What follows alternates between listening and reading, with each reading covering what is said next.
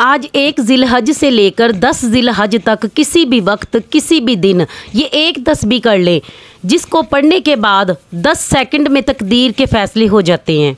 नसीब और तकदीर मेरे रब की कुदरत है। मेरे रब की मर्ज़ी के बगैर एक पत्ता भी नहीं हिल सकता।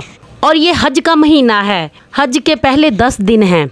ये इतनी फजीलत वाले हैं कि जो बंदा कहता है मेरी हाजात पूरी नहीं होती, जो बंदा कहता है मेरी दुआएं कबूल नहीं होती, जो बंदा कहता है मैं लाखों कोशिशों के बावजूद कामयाब नहीं होता, बेशुमार कोशिशों के बावजूद नाकामी का सामना रहता है, एक बार ज़िलहज के पहले 10 दिन में एक तस्बीह करे।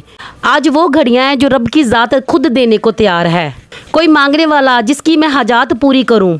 हज के पहले 10 दिन जब हाजी सफ़ा मरवा पर जाते हैं, गुनाहों की बख्शिश करवाते हैं, शैतान को कनकरियाँ मारते हैं। मेरा रब जिसे चाहता है बुलाता है, वही हज पे जाता है, और जो नहीं जा सकता वो अपने घर पर बैठकर ये तस्बीह कर ले। मेरा रब अर्शे इलाही पर बैठा हुआ राज़ी हो जाएगा। जो इन 10 दिनों में अल्लाह से मांग लेता है वो कभी किसी का मोहताज नहीं रहता। जादू, जिन्नात, हसद, नज़रे बद पूरा साल महफूज रहेगा।